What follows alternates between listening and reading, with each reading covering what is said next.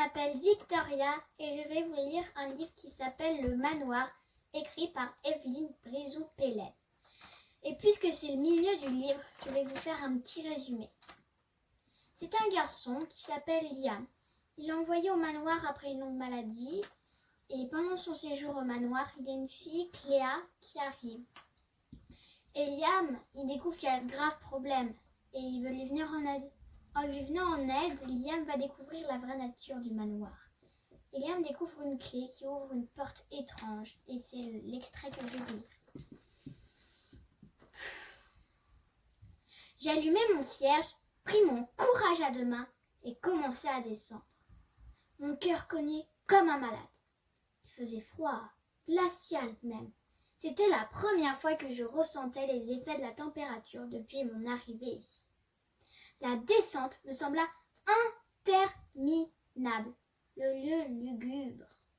Je retenais mes pas pour éviter tout bruit. L'odeur putride me suffoquait à moitié. Au milieu, l'escalier amorçait un coude, et, de là, j'aperçus une lueur venant d'en bas.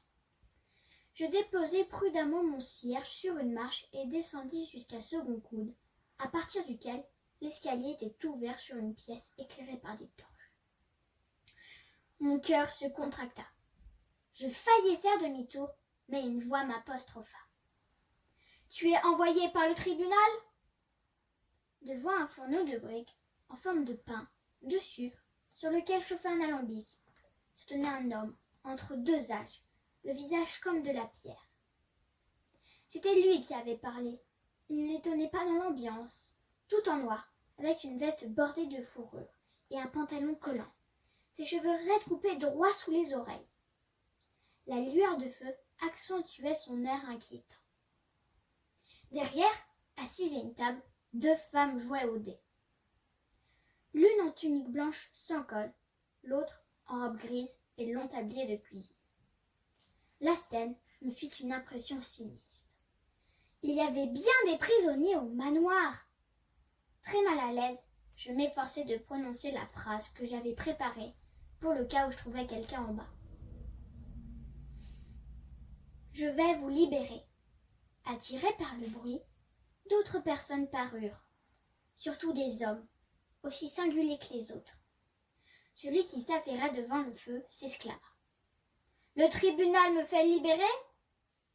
En un éclair, je compris que j'avais affaire non à des otages dont on espérait des rançons, mais à des malades mentaux, des fous dangereux dont tout le monde parlait et que je croyais au dernier étage. Je bredouillais en remontant une marche à reculons. Le tribunal se réunira bientôt. Rien n'est encore décidé. L'homme fit un pas vers moi. Je montai une autre marche en maudissant ma curiosité. Il s'emporta. « Je n'ai rien à faire ici puisque je me suis confessé. Va leur dire. Rappelle-leur que je n'ai tué que des enfants, des âmes pures qui sont allées tout droit au paradis. Que pourrait-on me reprocher ?» La femme à la tunique, les pommettes rouges et les yeux perçants ricana.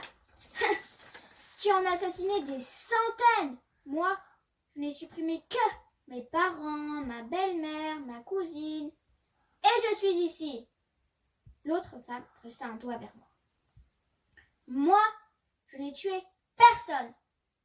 Tu as enfermé tes enfants dans une pièce pendant plusieurs jours, sans rien à boire ni à manger. C'est bien pareil. » « Sûrement pas. Ils sont morts tout seuls. » Un cauchemar. J'étais dans un cauchemar. Merci de m'avoir écouté. Au revoir.